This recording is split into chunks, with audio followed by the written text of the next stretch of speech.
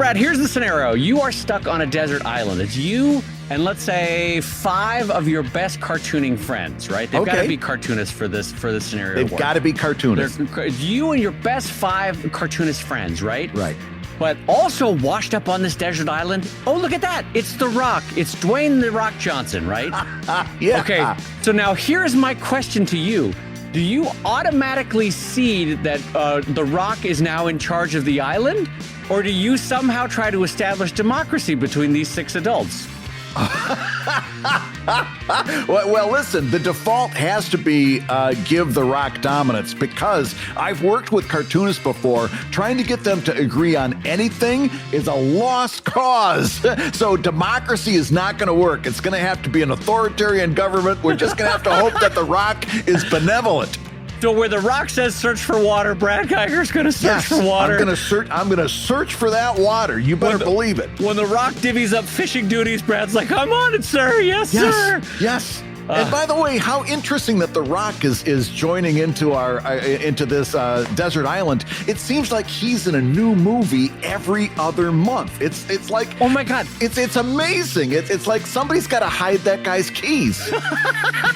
There are payments to be made on a Lamborghini, I think. You know who I honestly think I don't know if he got into financial trouble and had to do a bunch of movies like Cage had to do. Yeah. But all of a sudden on like Apple trailers, if you ever go over to Apple trailers on your Apple TV or on your iPhone or whatever, and you're checking out the current trailers, I'm not even joking about this, Brad. Go right now and look. Bruce Willis is in like 7 movies. And I turned to my wife and I was like, does he need money? Have you heard anything? And she goes, no, what happens is they give him a day rate that's amazing. They have him on for 3 days, but with the caveat that they can use him on the poster and the name is on the poster. Yeah. So he'll be like on a walk. But if you look on iTunes, it looks like he's, or Apple TV, it looks like he's in 17 movies right now. It's like the Bruce Willis show in the pandemic. He's the only one making movies in the pandemic. Yeah. It reminds me of during the 1980s, there was a period of time that it was not an official movie unless it had Gene Hackman or Robert Loggia in it. If it didn't have one of those 2 guys in it, it wasn't an official movie. They were in everything. They just took turns. I'll take this one, you take that one. Well, okay, before we move on to the show, though, it is important just to recognize for history that you immediately, like a small dog with a big dog, you immediately went belly up and gave up on 3,000 years of democracy and said, listen, no, authoritarianism is fine. Rock, you're in charge. I told you, I will. It is impossible. I know that trying to get democracy among 5 creative people. And The Rock. We are, we're going to starve. We're going to starve. I would just as soon, you're right. I'm going to give it all to The Rock. I am not going to try to organize cartoonists. Well, Never going to happen. On that note of Brad throwing in the towel for a dictatorship, I'm going to say hello, everybody, and welcome to ComicLab, the show about making comics. And making a living from comics. I'm Brad Geiger, the editor of webcomics.com and the creator of Evil Inc. And I'm his pal, Dave Kellett, the cartoonist of Drive and Sheldon and co-director of the documentary Strip. And this week's Hour of Comics Advice is made possible by your support at patreon.com/comiclab. So Dave, let's talk comics. Let's talk comics, my friend. And a reminder that this show is going out live right now to our super pals and friends over at patreon.com/comiclab, the live gab level. You can watch the show being streamed live on camera, and it is archived every week in case you missed it, in case something came up. So there's archives going back, and you can watch every week's show live at the live gab level at patreon.com/comiclab. And a reminder that this week's show is brought to you by the fantastic folks over at Wacom.com at WACOM.com, the makers of the Wacom One. That's right. The powerful, portable, professional Wacom One. Well, something that Dave and I both endorse heavily because, quite frankly, we both use them and use them often. It's fantastic to have not only next to, of course, we have Cintiqs and something like that, but I think you've got to have a Wacom One in your studio for those times that either you're out and about or you're away from the studio, especially like we were a lot during the holidays. It's good to be able to continue to keep up with your schedule, even if you're not in the studio. And if, like me, if you're in Los Angeles and there's a surge and you're not going anywhere, you can draw in different corners of your house. So Yes. like, it's like a vacation. Like, now look at me, I'm in the left side of the kitchen. Ooh, look at me, I'm in the right side of the living room. Oh, I'm living a totally different life here in the hallway.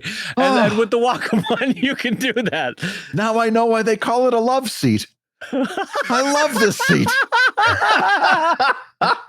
But it is nice to have that Wacom One at your side. And if you're thinking about doing digital and you're not sure whether it's a good fit for you, man, I'm telling you, you cannot beat the price point of the Wacom One. If it's something you're not sure about, this is going to be a decision you can easily make. You can easily justify that expense. Listen, maybe grandma gave you a little Christmas money or a little holiday money that you're looking to spend. Take a look at that Wacom One. You're never going to feel bad about that purchase. It's going to be a great purchase. And let me just say, there's nothing sweeter than you saying, maybe grandma gave you some Christmas money. Yeah. Well, anyway, on that note, we thank our friends over at Wacom at wacom.com, and we start off in a big jump with fan art. Brad, we got a lot of questions this week about fan art coming from different angles about being the fan or being the artist who has fans that want to draw fan art. So let's jump right in. Brad, what's our first question for this week? First one comes in from Leander, who says, "Hey, Captain Boo Hag and the Crow Whisperer. So recently I fell into a heated debate with a cartoonist friend who was upset with other cartoonists selling their original fan art of well-known characters like Batman. He considered this to be theft and worries that someone may do the same with one of his characters one day. Personally, I do not consider this to be theft since you are selling originals and not a range of Batman t-shirts or rip-off comics. I think I'd also consider it a milestone on my career if some other artists and had originals of my characters in their booth. But maybe that's just me. Thanks for the laughs and the learns, and hi from the Netherlands." So that's from Leander. And a question for you. Fan art, let's start out with this. Is it theft? What a good question. First of all, thank you for the laughs and the learns. That's Isn't that good a nice stuff. little phrase? That's like Saturday morning good phrasing right there. I love that, those old TV shows. Okay, so with thanks for sending in a question from the Netherlands, I will say fan art occupies, at least in my mind, an interesting and weird space, and it's worth exploring this in a long discussion. First off, I should start off with the big caveat that Brad and I, although we are very handsome, we are not lawyers and do not practice the legal profession. We do not specialize in IP law, which is copyright, trademark, and the like. And so we are not specialists in that per se, but we can give sort of a layman's journey, some of which might be right, some of which you should not treat as gospel, which is strongly opinions held by Brad and I. So with that caveat, I will say that I don't personally consider fan art to be like the seventh sin in the way that this person does. But that being said, I think that you would have to admit that anytime there is commerce, there is public sharing of it, there is action taken upon it, rather than me just drawing Batman quietly in my room and then crumpling it up and putting it in the trash can, right? Anytime I share it, anytime I sell it, anytime I put original art up at a show, anytime I make something with it, I do think you are beginning the infringing process. And so you have to just go in with eyes wide open that this is not something that you own. You are using somebody else's art. You're maybe putting your own spin on it. You may be putting your own zhuzh on it, but it still is someone else's. Brad's. What are your thoughts on that? Absolutely. In other words, in your argument with your friend is right. It is theft. As far as if you had to put a word on it, it is theft. Is it theft in the first degree? Perhaps not. Can you point to a whole raft of people at comic conventions doing the same thing? Yes, but that does not make it legal. Okay. And all you need to do, by the way, you know that your friend is right, because all you need to do to prove this to yourself is one of two things. Number one, write a letter to DC Comics and ask for permission to draw Batman. Go ahead, write that letter. What do you think the response is going to be? The response is going to be no. Oh my God. Can I tell you? I didn't anticipate you going this way, but I did actually write to DC one time for permission to use Batman in the documentary strip that we made, Brad. It's a process. It's I had to get like 7 different approvals from 7 different people at DC to use a very specific Batman that they were promoting at that point. Anyway, so yes, I will rejoin with Brad and say, go ahead and write DC, see how it goes. Another scenario that I would suggest too is pretend that you're drawing Mickey Mouse and you're going to do all the things that you wanted to do. You're drawing Mickey Mouse and you're going to sell that original art. Now pretend there are 2 Disney IP attorneys standing right next to you as you're doing it. At what point are they going to stop you? That's a fun game to play, right? They might quietly watch you draw it. They'll be like, okay, someone seems to be drawing Mickey Mouse. Oh, wait, no, now they're setting up a table at a convention. Oh, they're selling it as art. Guess what's about to get a cease and desist? You know, that kind of thing. That's right. And that was actually my second suggestion was, imagine what happens if it comes across DC Comics' purview and they see it, how quickly, or let's even just put it this way. If they send you a cease and desist, what are your chances of fighting it? 0, because you don't own the rights to that character, and you know you don't own the rights to that character. And that is the beginning and the end of the conversation. Now, does that mean you can't do it? Of course not. It's like that old joke. You can do it right up until the time that you get caught. Right? You can do it until you need glasses. In other words, you can do it and have great fun. But remember, that goes back to my where do you want to build your castle argument, right? If you build your castle on somebody else's property and they come around and say, hey, tear down your castle, you are now without a castle. That's right. And now your immediate response is going to be like, well, Dave and Brad, what about fair use? What about satire? What about Mad Magazine or The Simpsons using characters and stuff that they don't own? Of course, yes, that is legally allowed. What you're describing, though, is not what that is. Someone selling the original art of Wolverine at a convention is not that. That's a cash grab. And we can all just be honest about that to ourselves. That's someone saying, I will take my art and my artistic abilities and then take this art that I do not own, and I'm going to sell that at the show. And by the way, we all kind of know they're not buying it for your art. They're buying it because it's a cool interpretation of a character that they know and love, which is Wolverine, right? And so you're basically using 99% of the heavy lifting is being done by the IP, and 1% is being done by your particular spin on it. So anyway, long story short, yes, you can do fair use. Yes, their satire exists. However, as soon as you start to commercialize it, as soon as you start to try to build an audience with it, that's when lawyers start to go, I don't know about this. I don't know if we like our IP being used in this way. Now, DC and Marvel and Disney in general are going to let a lot of stuff go under the bridge because, frankly, you're not making any ripples with it.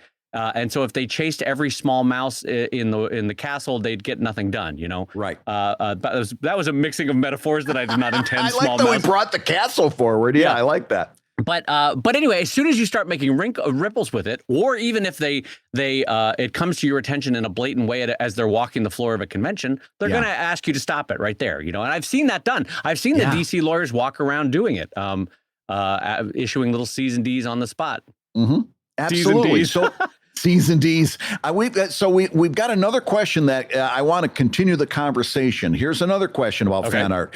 Artists have been asking for my permission to draw fan art of the characters and creatures in my comic. Okay, so now we've got this from the other angle. I'd like to say yes, that non-commercial fan art is fine by me, but I'm concerned that by doing so, I am giving up some legal ownership of the setting, the creatures, and the characters. Is this concern unfounded? What would you do if people asked to draw fan art of your comics, non-commercial or otherwise? So now we're flipping the script on it. Now it's you are the copyright holder. And by the way, let's all acknowledge that, or at least for Brad and I can't speak for every artist in there, but we should be happy that copyright exists. We should be happy that William Hogarth and the Copyright Act of 1747 got it started, because artists were blatantly ripping off William Hogarth, and he said, no, I put the work in, I did the sweat, I should be able to have the benefit of my labors, right? And so Parliament agreed, and we have the Copyright Act, and that's extended out into every major democracy. But so I benefit from a copyright law existing. I'm not one of those artists that says information wants to be free, man. Every art, once it's out there, it should be free, brother. You can't control images. You can't make that happen. do you remember that whole copy left argument? You're right. Where I think somebody made an animation about everything is free. And if you make a copy of it, there's two things. So you still got yours. That's okay. It's all very, very counterproductive to actually making a living doing this. Your central point is correct. Copyright is good for you. Yeah, and as much as I want to make fun of those people for like, hey man, let's live on a commune and we can all share the grain that we raise. I understand the impulse behind copyleft. They're basically saying corporate control has gotten too much and is too overbearing on our life. If we as artists want to share and let other people use our art, we should have some other version, which is why copyleft as a movement got started. So yes, I understand why that exists. But at the same point, for those of us trying to make a living and for those of us for whom we don't want other people necessarily using our art, it gets interesting as fans who have love for our work, who have a passion that you want to nourish, come to us and say, hey, Brad, I really love Lightning Lady. Do you mind if I do some Lightning Lady fan art? That becomes a very different question than involving Disney or Marvel. How do you respond to that, Brad? Well, I'll tell you, do you want the honest answer? I love and hate fan art all at the same time. Yes, and it has keep going. And it has nothing to do with copyright. It has everything to do with this. Number one, I love to be asked because that makes me feel special. And I love to feel special, right? So being asked, can I do fan art is great. I hate actually seeing the fan art because it's either one of two things. It's either worse than my art, and I go, that's not very good. Or, and this is the worst case scenario, it's better than my art. And I go, oh my God, I'm never going to draw this well. Larda Souza does this every now and again. He'll take a crack at one of my characters, and I'll look at it and go, oh, this is horrible. I'm never going to be this good. Time to throw in the towel. So I hate fan art just for that reason, that although I love to be asked, it's always either not as good or way better, and it makes me feel horrible. But in terms of the legality, I do not get upset if anybody wants to draw fan art. And all kidding aside, it is an honest to goodness. It's a compliment. They say imitation is the sincere form of flattery, and that's true in the case of fan art. So I always say yes if they want to draw it. I'm not worried about losing my legality. I don't lose a whole lot of sleep about that. What do you think, Dave? Yeah, it's funny. I've never verbalized it before, but you put it perfectly that I both love and hate fan art because it's kind of like the fact that I'm socially an ambivert in that I want to be asked to the party. I don't necessarily want to go to the party, Yeah. And that's the same way with fan art, is that I love to be asked. I'm like, what a nice thing that you want to draw such and such a character. That means the world to me. Yes. And then, when I get it, I'm like, that's a way to draw it. Yeah, I guess. That's one way to do it. I never thought about using the 7-inch Crayolas. That's one way to do it, I guess. I guess you can do it that way. But then, okay, all joking aside, my initial reaction, I was like, it's not as good as I would have hoped. But if I'm being honest about it, a part of me is still chuffed. I'm like, this is lovely that they're drawing my art. How sweet. And then what's even worse though is when they're like, and if you wanted to include it at the back of your book, and I'm like, that's not going to happen. No thanks. But it's funny how people are like, anyway. So for me with fan art, I'm not some corporate overlord that's going to shut you down. However, and it's only happened once when I was very young and they were very young, like early 20s. I was early 20s. Like, okay, cool. Do you mind if I make some T-shirts of it? I'm going to sell them and I was like, well, no, now that I have to say no, because that's not going to happen. And obviously a corporation would have stopped it far before that, but I let it go, further. But frankly, now as I'm older, and I think frankly my fan base is older, that kind of problem doesn't happen as much. So jump in, Brad. But importantly to point out, the fact that you allowed the fan art did not preclude you from exercising your legal right when they wanted to do the T-shirt. Right? Yes. In other words, when you said that, they didn't say, I got you. You said yes to the fan art. Now I'm going to do to the T-shirt, right? Well, they didn't say that. In the exact same vein that I freely distribute and allow reposting of my comics, right? Yeah. Which 70 years ago would have seemed anathema to what comics or how their business model works, right?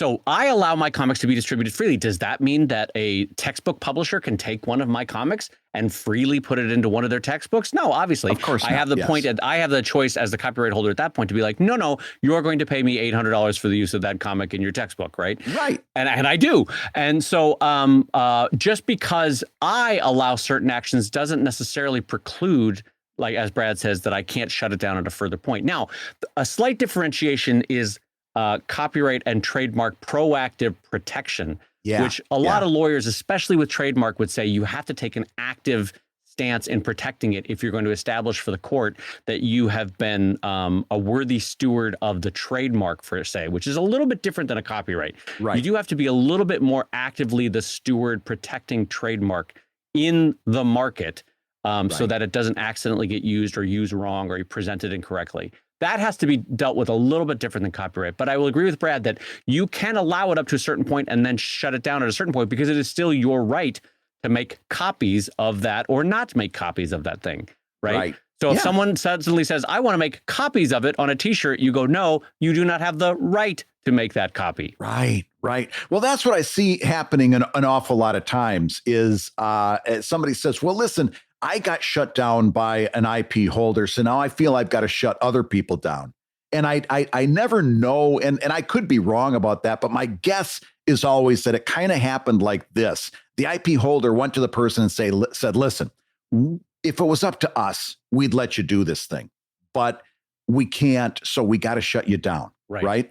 And it's kind of like I in many cases, my guess is that they were trying to be nice about it. Right. The fact of the matter is they wanted to shut you down for whatever reason. They wanted to shut you down. But it's a lot easier to say to somebody, listen, if it was up to me, it'd be one thing, but we got to protect our copyright. But I love that sentence construction, though, where it's like the suits upstairs are making me do it. If it was up to you and me, we'd be enjoying a margarita by the beach. But the suits upstairs, I got to tell you, they're really cracking down on this copyright stuff. But not me. I'm a nice guy, you know. I think this would be great. And so then what happens is we kind of mimic that same behavior out, and as we become professionals, and we say, well, no, I can't let you do that because I've got to protect my copyright. I've got to protect my trademark and all this other stuff. I don't think that it's as crucial as sometimes we make it out to be. And again, until you've filed a trademark, until you've, if let's say like Dave, you've got a trademark filed on Sheldon. I think I let it lapse. Actually, I have to look at that again. Yeah, I think it's lapsed at this point. Yeah. But yeah, I did. For a while, I was very gung-ho about protecting the trademark of Sheldon. Yes. And then, in fact, there was an Italian animated show called Sheldon, which was about a turtle that I had to be a little defensive about legally. And but I kind of stopped caring as much as, and so I honestly did let it lapse. There's sort of a 10-year arc for a trademark unless you defend it, and I think I let it lapse.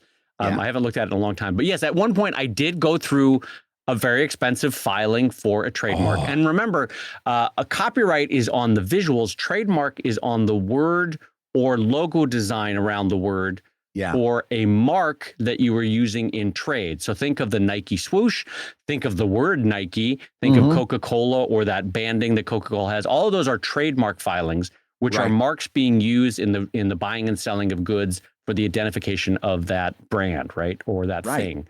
So that's different than copyright, but it's adjacent, which is why, though, and it gets confusing, sometimes Disney can defend a thing like Winnie the Pooh, which is now in copyright, because sometimes they still own the trademark exclusively in certain areas of marketing. So that gets more confusing than we need to get into. Well, and they own the copyright to Winnie the Pooh with the red T-shirt and that style of drawing. Now, you can take Winnie the Pooh, the story, and draw it in your own style as long as that style doesn't encroach upon, right? Or are you going to disagree? No, I was going to agree with you and just elaborate and say you can draw the very original Winnie the Pooh, which this year came into public domain on copyright. You just can't draw Disney's version, like you said, with the red shirt. It's kind of the equivalent of Wizard of Oz and the red shoes. Yeah. When that comes into public domain, and maybe it already did, you can, in fact, I think the book did, you can do everything. You just can't do the stuff that MGM brought, which was the shoes. There's a couple other things that they brought in because those were later creative additions to the story. So those are still under copyright. I know that's way more confusing. Long story short, you can allow fan art if you want of your art. You also have the right at any point to shut it down if you're like decide, well, I didn't know that you were going to have them doing that with that object, so I'm going to ask you to stop drawing that. Listen, it was up to me. If it was up to me, it would be fine. But it was up to me. But listen, the big guys upstairs don't like that my character's doing that with a rutabaga, so they're going to ask you to stop drawing that. Well, Brad, our next question comes in from Dave Lerner over at patreon.com/ComicLab. And Dave writes, hey, Brad and Dave, is posting on Reddit worthwhile? Can it pull in readers I can turn into active readers, i.e. Patreon? Yeah. Does anyone actually read the posts on our comics? Or is it just people posting their own stuff? What about other subreddits that may in some way be related to my comic? If I did a comic about, for example, pugs, should I post it on our pugs, our dogs, and our God's Little Weirdos? Thank you, and congratulations to both of you for being awesome. Oh, thank you, Dave. That's very appreciated. The statuette came in the mail today, and I was so happy to put it up on the mantle. Brad, did you get your statuette yet? No, I have not gotten my congratulations on being awesome statue yet, but I am watching the mailman to see when he brings it. That's one of I have two favorite phrases. One of his congratulations on being awesome, which is always fun to say to someone. And my other one is whenever my wife and I go to a play and we're talking to the actors afterward, I always come up to them and I go like, can I ask you a quick question? And they're like, yeah. What's it like being super talented? Yeah. And that's always a favorite. Yeah. I always like that. The idea of a sly compliment that people don't see coming enchants me to no end. It's something anyway. All right. Snuck a compliment on you. So Brad, Reddit, I think that actually between the two of us, you are the lesser user of Reddit, if at all, right? You don't use Reddit for your comics in any way, shape, or form, do you? I tried for a long time. I've got a long storied history with Reddit. So for me, my personal experience has been that it has not been worth the amount of time that I was putting into it. I did not see a lot of action out of it. I did not see a lot of people coming over from it. Right. I didn't see a lot of engagement, quite frankly. That does not mean that it's not a good fit for you. That's not to mean that somebody else couldn't get something from it. But the only thing that I would hope that the person was gauging is not just the fake internet points. It's not about the upvotes or the downvotes or anything about like that. Yeah. All of that is nice. It's fine, but you can't pay your bills with that. The actual where the rubber meets the road is like Dave is pointing out in his question. Can you convert them to Patreon backers? Can you get them to be active in your Kickstarter? Can you even promote your Kickstarter from that once you've quote unquote built an audience? I don't see a lot of value in Reddit in that regard. In that, yes, you can post a comic that could get to the Reddit front page very easily, right? You could get something there, boom, and you can get all these fake internet points, and it's fantastic. What happens when you promote your Kickstarter? Well, that isn't going to make it to the Reddit front page, and if you don't have the ability to reach those people who brought you to the front page last Tuesday, right? Then it's just not as useful to you as somebody who's self-publishing. So, and since I know that logically, once I came to that realization, I'm like, well, why am I wasting my time here? Even if I get one or two breakouts, it's never going to amount to anything for me. And therefore, it's wasted time, wasted effort from my standpoint. Dave, what are your thoughts? Well, first of all, I largely agree with you that the karma, the upvoting, the overall social standing within Reddit, that and $1 will get you $1 if you want to think about it. It's next to useless unless, to Brad's point, it is driving people to your website or to your Patreon or to whatever actionable site you can bring them to. I have a love/hate/love relationship with Reddit in that I think the site is large enough that I love the subreddits on every interest. Like no matter what the interest you have, there is a subreddit for it. I love that the size of the community means you get some really interesting, it's a little taste of the old internet. You know what I mean, Brad, where you'd have forums, you'd hear from people you wouldn't otherwise hear from. A lot of corporatized internet has lost that. So I still like that about Reddit. I dislike there is still a twinge of bro culture on a lot of subreddits. Mhm. And frankly, like the internet itself, you can find wonderfully warm and welcoming subreddits, and you can find incredibly hostile subreddits. Oh, and then you can yeah. also have mods that ruin the whole mood of the thing. But anyway, regardless, let's talk about posting comics on Reddit. I do it, and I do two different strategies with Reddit. Yeah. When there's a Sheldon that I know will, and I just kind of know it intuitively at this point, when there's a Sheldon that I know will do well on Reddit, I post it on Reddit on funny, on comics, and on whatever topic it might talk about. So if the joke is about chemists, I will post it on chemistry or organic chemistry or whatever subreddit I can do. Sometimes that works, sometimes it doesn't. I have fair to middling success on Reddit. Every once in a blue moon, it'll get to the front page, and then I find a lot of traffic to my site. Mm-hmm. But other than that, when it does well on our comics by itself, I don't know that community by itself gets me a lot of huge new readership, because much like Dave's question intuited, it's mainly a lot of cartoonists talking to cartoonists, right? There are people that are just comics interested, of course, but when it gets big on funny, which is a much bigger subreddit, or when it gets big on the main page, that's when it blows up. But here's what's weird about Reddit. So I will post a comic, and then I will post a comment linking back to my website in a very non-braggy way, just a basic link. Reddit can sometimes be huge D's about voting down the link to your site. Yes. And you're like, well, look, if you want new and original content, don't be D's about it. Just don't, you don't have to upvote it, just don't downvote it. Yeah. And I think they see it as promotional. It's like, well, what do you want? If you downvote individual artists promoting their own stuff, or at least just mentioning their URL, you're going to get a lot of corporatized promotion that you don't even realize is corporatized. So don't be D's about it, but it happens. You just got to accept that that's the way the internet works. And very often it's just an angry 16-year-old who's like, how dare you put your URL on there? And so that's my strategy one. I'll do that with Sheldon a lot. With Drive, like Brad, I have found that it is next to useless to post a long-form story individual update onto Reddit. I just don't do it. It doesn't work. It doesn't get me anything. It doesn't get me any traction. Really, the only things that work on Reddit are the standalone, all-encompassing, all-in-one joke that is like a medicine packet that you can take all at once, right? Yeah. So Drive doesn't work to post. But what I do with Drive, and Brad, I've never actually talked with you about this, but on my new website, I'm going to get rid of Discus, which I currently have on my current and very broken websites. Yeah. And so I do not like Discus. I'm going to get rid of it, because I don't want forums on my thing anymore. But what I'm thinking about with Drive is linking out to the Drive subreddit and saying, look, if you want to comment, go over there. That's fine.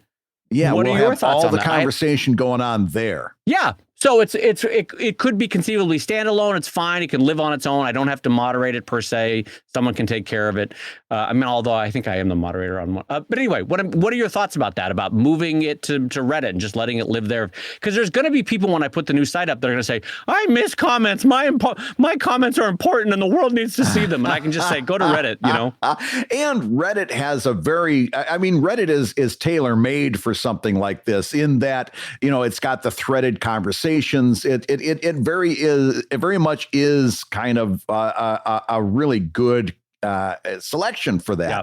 So I don't mind it. The only thing that went across my head is so much of what we do avoids farming out to something like that. So I had an initial recoil against that, but I don't know that it was founded in anything but a knee-jerk reaction to anything that gets farmed out, Yeah. Well, here's the opposite argument that you could make. You could say, like, Dave, the idea of community and comments and people chatting, you want to drive them to Patreon for that. Don't drive them to Reddit. Yeah. So that's another option, is I could just say, like, comments will now only exist on Patreon. So if you want to join the conversation, you got to join me on Patreon. Right. Is that a better option, do you think? Well, is the... Because people, I'm saying this in a way that's not braggarty, because people don't do this about Sheldon. People love to talk about Drive in comments. But do you want to make them pay? I mean, listen, $2 a month isn't much to ask to be involved in the community. It's really not a big ask, but you are going to have a certain amount of people that are going to be very much against that idea. So is it going to be a public Patreon post? that they can comment publicly on or not? No. So that's interesting. I'd actually love to see you do it just for the experiment and to see if there was a pushback. It makes sense to me. I'd like to drive that to Patreon. But I don't know. I don't know how your audience is going to react to saying, you mean I got to spend $2 a month just if I want to talk about this comic? What's your, if you know you're going to get that comment? I know I am. Yeah. Are you prepared in that case? Are you prepared for it? And what would your answer be? Well, here at this, it's funny how sometimes ego can play a part in this, because here's what I think is happening. They're going to be like, my opinions and thoughts are important. People need to hear my story, but no, I'm not paying $2. No, that's so my reaction to that is like, well, if you can't even pony up for something that you love, why do people need to hear your, you know what I mean? Like what? But then I go back and go, well, no, there's people that are on the journey towards really loving Drive. They need to see how in-depth the story is by participating in the comments. And so Reddit could serve a purpose on that. You know? Right. And I don't necessarily want to financially shut off people that are having a bad year or who still love to talk about the comic. So I go back and forth. It's an interesting, we'll see where I net out when this site actually launches, I guess, whether I push people to Patreon or whether I say, yeah, you can keep commenting. I know, though, that I no longer want to host comments on Drive. I want those to be gone, I think. Yeah. No, I understand that. You know why? Because I'll tell you, the people that pay for Patreon, you just get a better class of commentary. It's more thoughtful. It's kinder. It's deferential to other members of the community. It's just in general a better class of comment than you kind of get D-bags sometimes on public comments. It's like, I don't like this free thing that I got. I'm going to complain about it. You know, and you're like, why are you commenting at all? What value are you adding here? I got rid of public comments a decade ago, if not more. And immediately started enjoying life more. The comic got better. Everything got better. The day I took public comments off of my website, things immediately got better. And I realized, I mean, listen, back in the day, we were using those public comments kind of as a little bit of an SEO tool. It was and for advertising. It generated a little bit more advertising too. You know, a lot more advertisement. You got a nice little argument going on your page. People would checking in several times a day to see if somebody said something nasty back to them. You would drive advertising through the roof with a good old fashioned flame war, which unfortunately never happened for me because nobody at that point cared enough about my comic to argue about it. But yeah, it was very much an advertising / SEO thing. Agreed. And once those things were less important, I think SEO is still pretty important, but advertising certainly wasn't. I got rid of those comments and never looked back. And you're right. The comments that replaced them were Patreon people. And those people were always nicer. Were always more deferential to one another, as you said. So I'd be very interested. I'd be very interested to see that happen. I'd love to see that happen on Patreon because, again, your thought of turning that into a community building effort and having all of your community building effort centralized as opposed to spreading it out to here and there. Reddit is fine, but I'd love to see that happen more on Patreon. I'm actually leaning towards hoping you choose Patreon. Okay, well, we'll see. Check out in the months ahead as I launch this new site, and we'll see where I netted out on that. I'm not sure. I'm legitimately not sure yet. But anyway, Dave, we drifted away from your question. So to put a bow on it, I think both Brad and I would say certainly no harm in posting on Reddit. I think, and Brad might agree with me, that long form is not as it's not going to have the wings or the legs that you want on Reddit. That absolutely. A standalone, compartmentalized, discrete comic, not discrete like a whispering, but discrete like a single unit. Comic will do better on Reddit. If it hits big in a viral way on Reddit, you're going to want to make sure that there's a link back somehow to either your site where you can retain people or to Patreon. I would tell you right off the bat, you're not going to get patronage based on some viral thing on Reddit. What you're trying to do at that point is hook them to get them in to start reading your archives. and then let your site do the work in getting them to Reddit. But anyway, Dave, I think there's no harm in trying it. And when you do, you can cross-post with our funny comics and whatever the topic-specific thing is.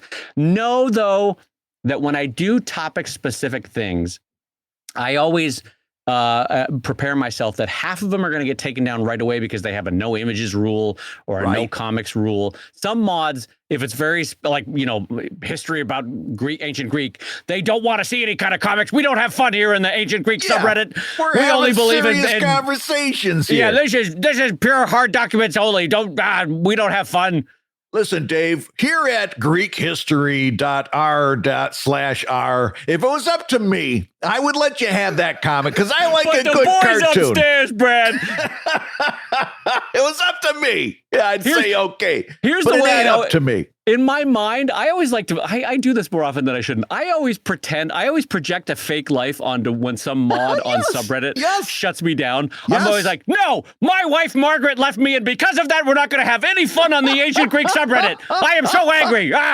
No comics are laughing.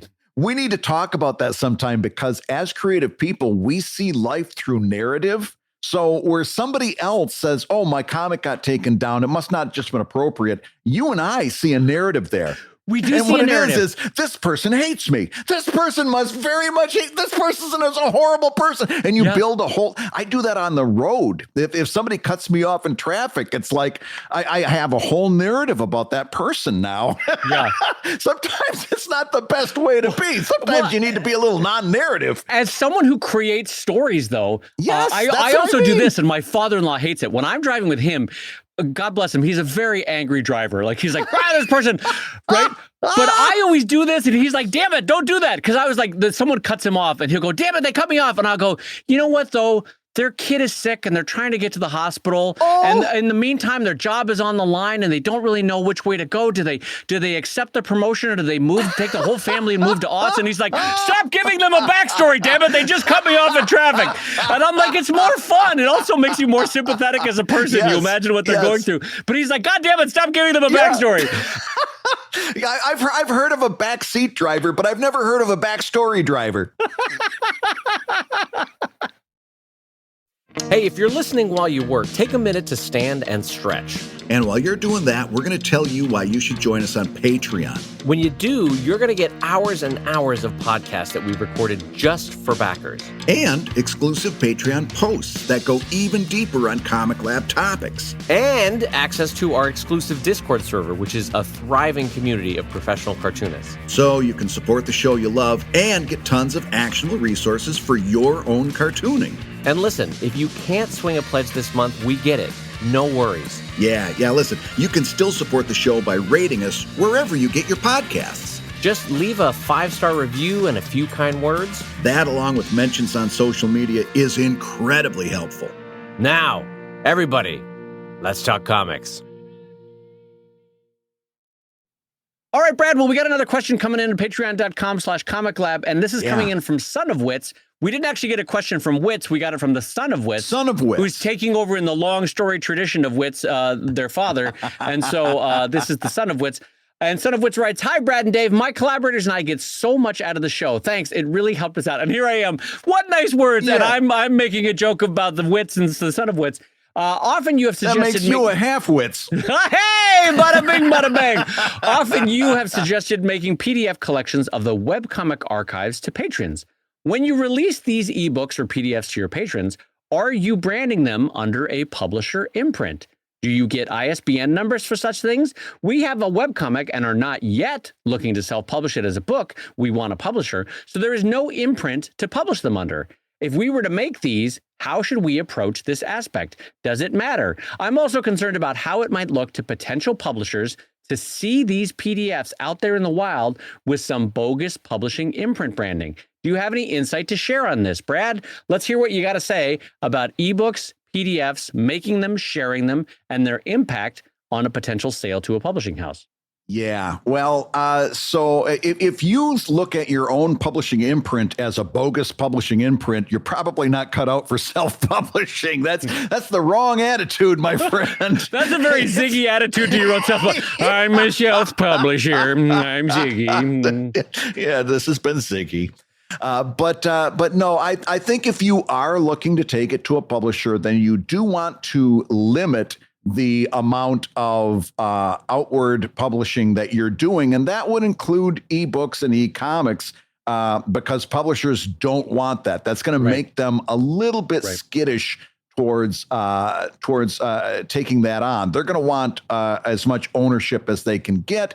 And so it's probably not a good idea to have that stuff floating around out there. Exactly. In the first days of webcomics, actually, a lot of friends and peers and compatriots had trouble selling their books to pay publishers because the very existence on the web stopped them from wanting to buy the book, because they were like, well, people can go read it for free. Why would we, as a publishing house, want to invest in, because that's what it is, invest in this title that someone can go with 2 clicks and have it on their screen for free? And, our argument was always, no. The book has a value that the web can't touch. That people want the physical object. They want to sit and read. It's a better reading experience. It's better for long form. It's better on the eyes. The printing is better quality than the detail you get online. And for the first, I would say, 5 to 10 years of webcomics, they just didn't want to touch it. And then slowly, certain books started to make their way into publishing houses, and you can name what they are. But they found enough success where the publishers now go, okay, I see that the web is a marketing tool to generate the audience that we can then parlay into book sales. So they understand that. But like Brad, I will agree that some of them still get nervous when there is an ebook that's been distributed out there. And they go, well, we would be interested in the story, but there's already an ebook out there. And we don't know. They always use phrases like, we don't know how much you've cannibalized from the audience now and how much that would eat into book sales, which is kind of the same argument that they used when they used to talk, reject us for web publishing. Oh, yeah. So is there truth to it? Maybe. Do I think that it should limit a potential book sale? I don't think so, but they do. So who am I to argue, But I take it from this attitude, which is that I have long since walked a different path from wanting to bring this to publishers, because I think I can do a better job sustaining my career and making my readership happy if I own and control my own publishing. So for me, it's not a concern. But for you who are aspirational to get into publishing houses, I do think it's a good idea that you keep it in the back of your head that some of them, both agents and publishers, don't like to deal with books that already have ebooks floating around in their fan base. Right. And I'll just float this in there because there was a lot of moving parts to that question. I'll just knock a couple of them off. Do you get ISBN numbers for your ebooks? No, I don't. ISBN, by the way, is an international standard book number. Sorry. Yeah. And I don't get those, or an ISSN, I think, which sometimes they use for periodicals like comics. Yes.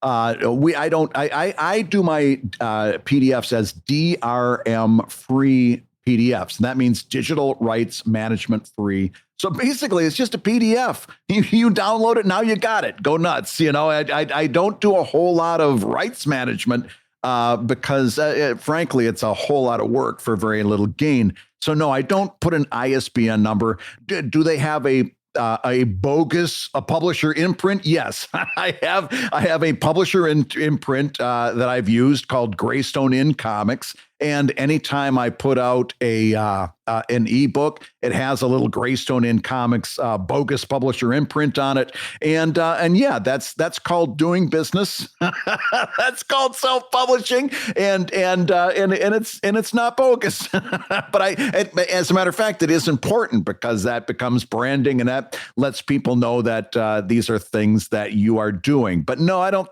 think it's something that you need to spend the time or the money to get an ISBN number. And if you get to the point that if traditional publishing isn't working out for you, you're going to find out that all these things like offering PDFs to patrons as rewards and doing Kickstarters and stuff like that is actually a pretty good way of running your business. Right. And to clarify what ISBNs and to a larger extent UPCs, Universal Product Codes, were created for. Both ISBNs and UPCs were in large part a reaction to the retail explosion after 1950, where there was suddenly all these things on a shelf that were being mass produced that needed to be tracked, both from the production standpoint through the distribution standpoint to the sale.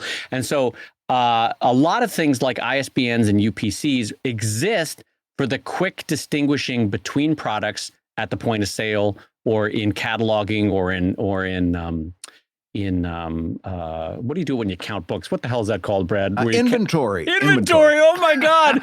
Grandpa had a moment. Wow. I just shut down. You could see the mouse stopping on the treadmill there. That was amazing.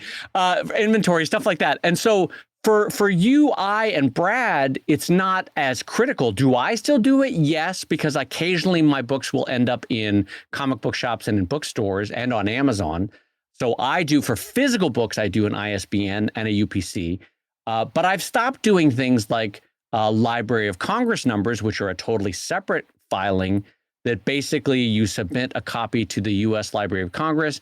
They submit it as an official book that got published in the U.S. in this year, and la-di-da, and a sandwich will get you the sandwich. And, you know, like it doesn't gain you much. It sure is nice. It's a nice feeling, but it doesn't gain you much in terms of the publishing of that book. And in a way, with ebooks, ISBNs are sort of the same thing. They don't get you anything. No one needs to track your ebook from point of sale or from a catalog or inventory standpoint. So why put it on there? Yeah, well, when people ask me about ISBNs, my first question is, are you going to be selling this through some retail outlet, including Amazon.com, by the way? Are you going to be selling this through some retail outlet? If the answer is yes, then you need an ISBN because you have to set that up with your barcode so that you can produce a barcode so that it can be processed through their system and they can sell it. If that isn't on your plans or it isn't on the immediate purview, then an ISBN number is less important for you. However, when you do get to that point where you do decide an ISBN number is, I shouldn't say ISBN number. That's like saying PIN number. The N stands for number, right? It's so like when I say ATM machine. Yeah, exactly. So if you do decide when to get your ISBN, remember the only place, and this is accurate. Unless there's someplace recently that has come up, the only place that you can buy an actual ISBN is R.R. Bowker, the company called R.R. Bowker. I think you can find them at rrbowker.com. That's BOWKER. It's the only place you can get an official ISBN. Yeah, and to Brad's point, there are a lot of people that buy them in bulk and sort of resell them. The problem there is that your name is not necessarily attached to that ISBN. That reseller might be attached to that ISBN. And so what you want is, here's the stages of an ISBN to a UPC code, okay?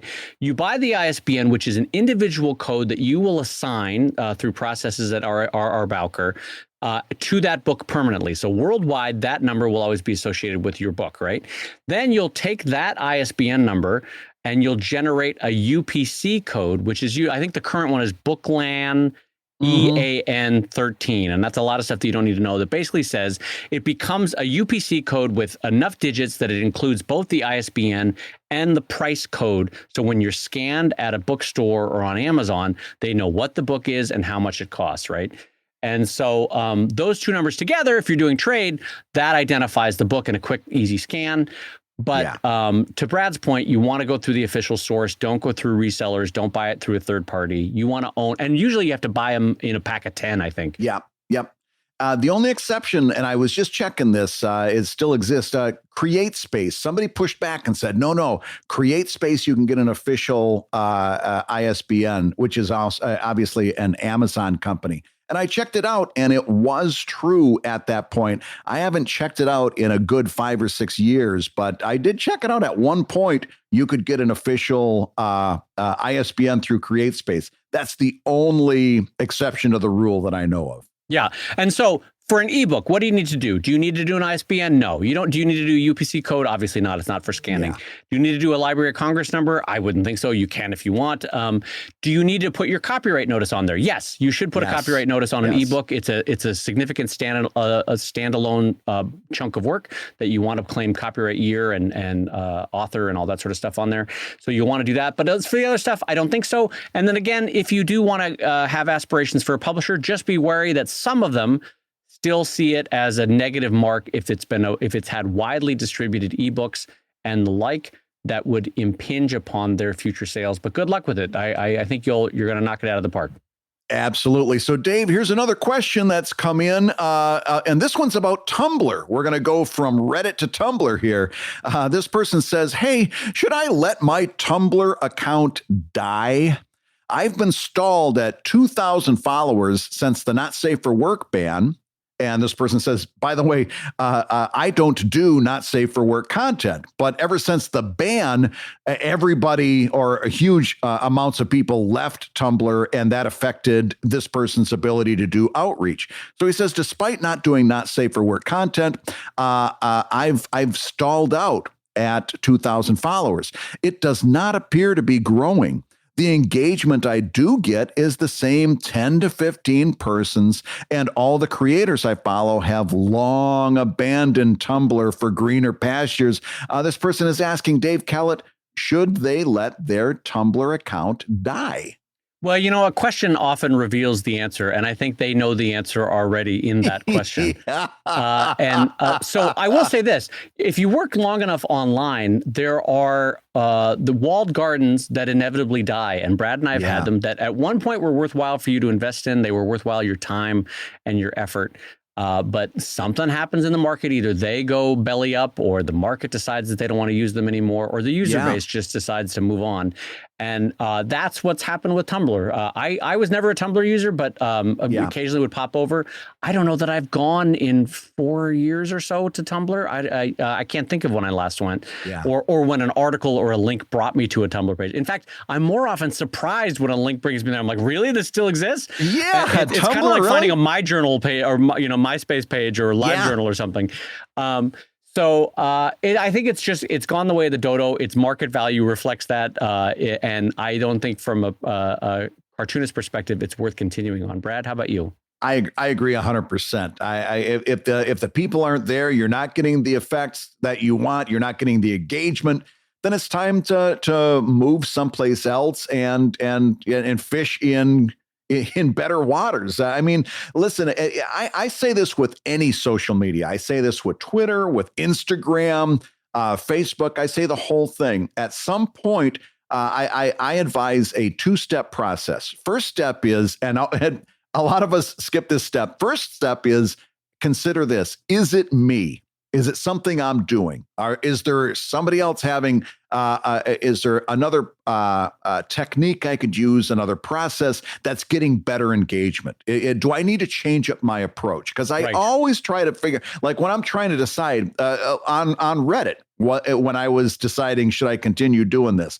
First thing, when I was not getting a good engagement, I looked at it and said, is it me? Is it something I'm doing that just isn't I'm not doing the format right. I'm not doing the right approach. I'm not following the unspoken community guidelines. By the way, quick tangent. I think this every time I see somebody on Twitter post something with a bank of 4 or 5 or 6 hashtags. It's like, yeah, Twitter, that's an unwritten rule.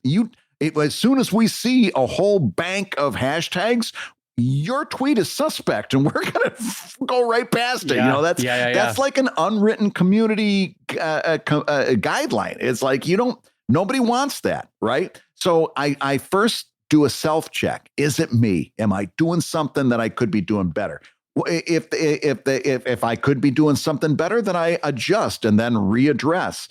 Right. At the point that I've decided that I've tried everything that I can and it's just not working, then I say, listen, it's a whole big wide internet and I don't have to waste time hitting my head against a stone wall here. There's other things to do. I'm going to try something else for a little while. Yeah. Like I said earlier in the show, I got to that point with Reddit and moved on.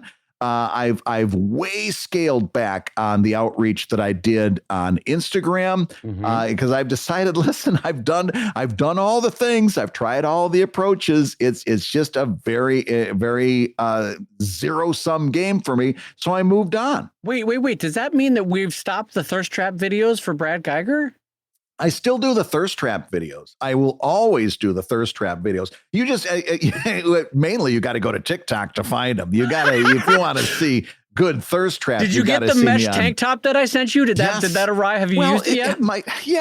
It chafes my nipples. It's just a little uncomfortable. Well, that's why I sent along the chain that clips onto both nipples and swings between. I thought that would be helful to you. That was nice. I appreciated that. I'm a thoughtful friend. I worry about my friend's nipples. So, boy, there's a phrase that I've never said before. I worry about my friend's nipples. Yep, there we go.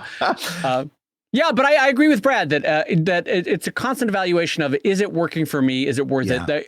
I will say that the language in your question sounded morose. Yes. You sounded it sounded very Eeyore of like, should I even, I get 10 comments. Yeah.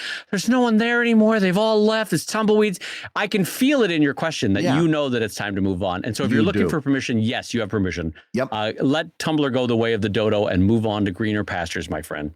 Yes. And now, Dave, I think I'm going to bring this one up. I've been holding on to this. This is a great one. This one comes in from Tikaka, who says, "Hi, comic uncles. Arting can be an energy-consuming activity. So I wanted to ask, what is your favorite drawing snack?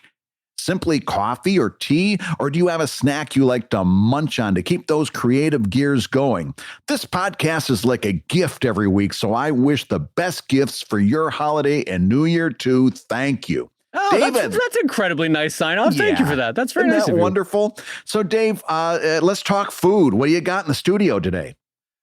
Okay, I know this is a simple question, but there's actually a lot of potential answers here because I have done a lot of things wrong over the years. And now I think I found sort of an equilibrium that I think works. I will relate one funny story about why a lot of food should not be anywhere near your drawing table or in your drawing process. Right. Which is, I was doing sketches for artist edition books, right? And I think it was my birthday or around my birthday. And my wife had gotten me for the family, gotten like a dozen donuts, right? And they were just happened to be in the kitchen. And so, artist editions take a while. And you get a little hungry, Brad. You gotta get that donut, a little pick-me-up. A little something for a pick-me-up. Anyway, about 3 weeks later, I get not one, but 3 emails. 3 emails. Oh, no. From different people that had gotten artist edition going, "Hey, Dave, how was that sprinkled donut that you had?" And I go, "Wait, what?" Oh, no. Apparently sprinkles had fallen into the book.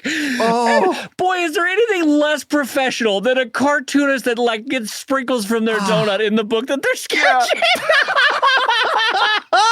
It was the most half-assed thing I could have done. So I was mortified and embarrassed. I laughed, but it's also mortifying and embarrassing because you're trying to put a good face on it.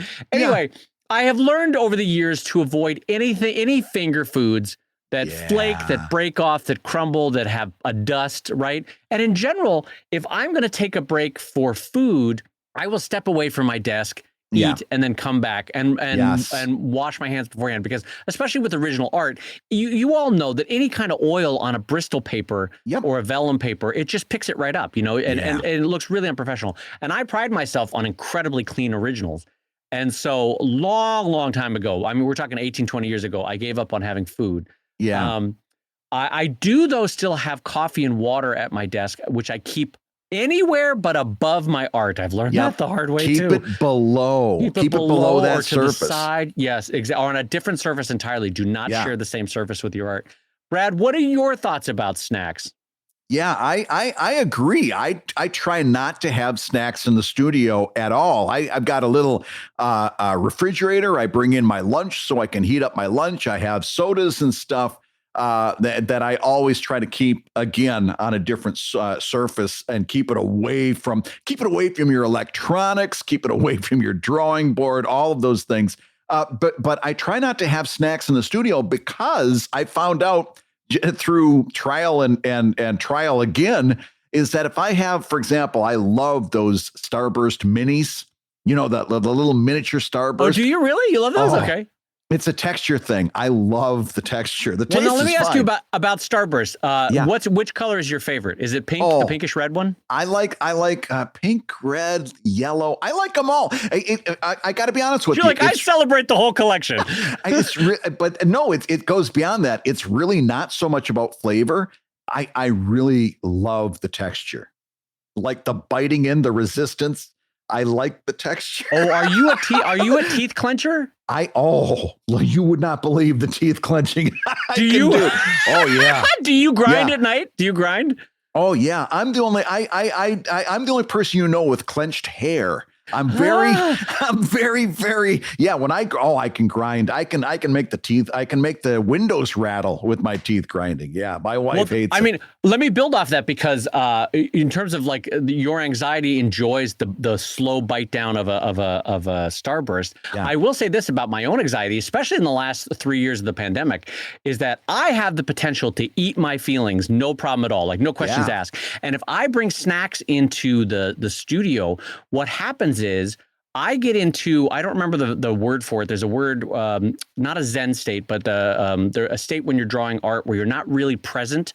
Yeah. You know what I mean? Your actions become repetitive and your thoughts recede. Yep. And so if I'm drawing, it's not called a vogue state. It's something like that though. Well, but, what I call it is mindless eating.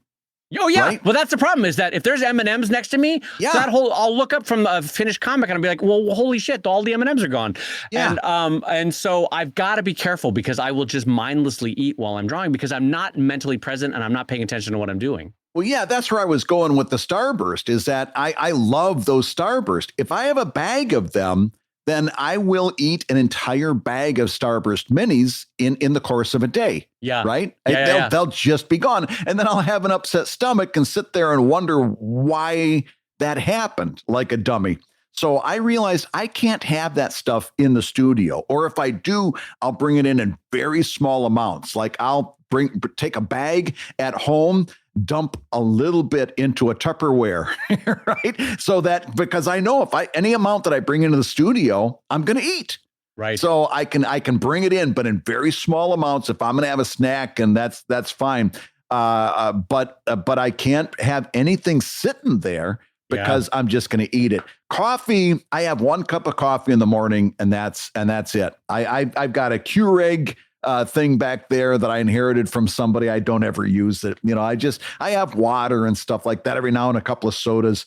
But no, if I have food in here, I'll eat all of it. I'm like a goldfish. I'll eat everything you put in my bowl, you know, and then grow exponentially as a result. So no, I got to be careful about snacking in the studio. Yeah, ask my belt. I'll grow as far as the belt will allow, and then some. So it's funny that we both have the same reaction to this, and it's really just a matter of like your brain craves activity other than drawing, and because we've been drawing for 20 plus years. That doesn't have a novelty in the way that eating does. So if you allow your brain to mindlessly eat while you're drawing, it'll go to town on it. But I will say coffee is that's the killer blow. I will not stop drinking coffee when I draw. And I've gotten to the point where even my Cuban relatives are like, really? Really? You sure on that 7th espresso? Back a little bit there. You sure don't want to dial that back? Listen, I got to tell you, I worked on coffee plantations, and I still don't think you should be drinking this much coffee. So that's a kidney stone waiting to happen. But but in general, though, I think like Brad said, if you're going to have snacks, have them be finger friendly. So you want to, I know this sounds a weird say, but a clean snack, whatever that could be, whether it's a carrot, whether it's an M&M that doesn't melt, whether it's a Starburst, something that doesn't add oil to your fingers or doesn't add, dust to your fingers, something like that. And then I think in general, small amount, like Brad said, in a Tupperware cup. And in general, try not to have them near your drawing desk because what's going to happen is you're just going to get readers that get sprinkles in their books with your sketches. And that's not where you want to end up, friends. Sprinkles. That was an embarrassing. Not one, but 3 emails, Brad. Hey, Dave, how was that donut? Boy, I bet that donut was good, Dave. Hey, Dave, did you eat a donut while you're... It's like, oh, God.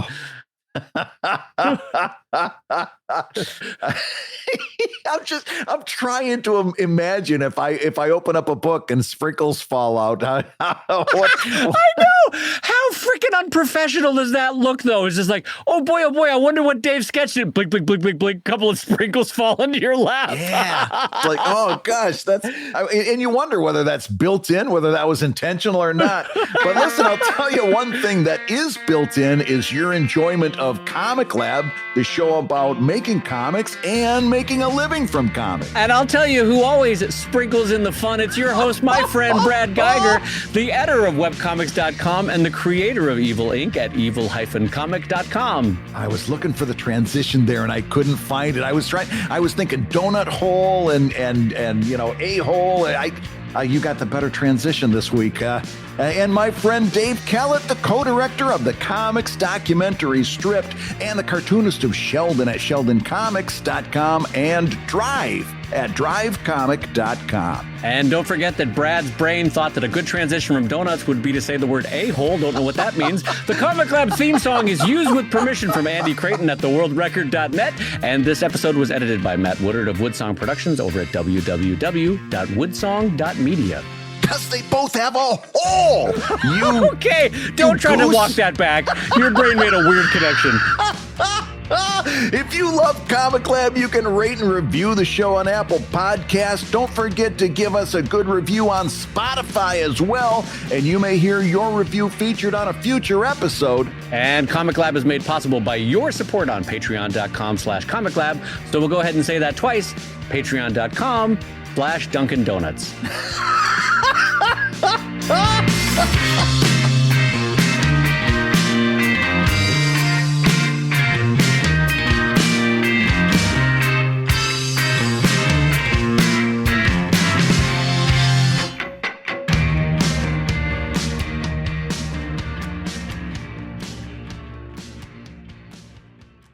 You know, Dave, I was thinking about redoing Oliver. You remember that famous play? Oh, the Charles Dickens, yeah. Yeah, the kid comes up with this plate of gruel and he says, "Please, sir, can I have some more?"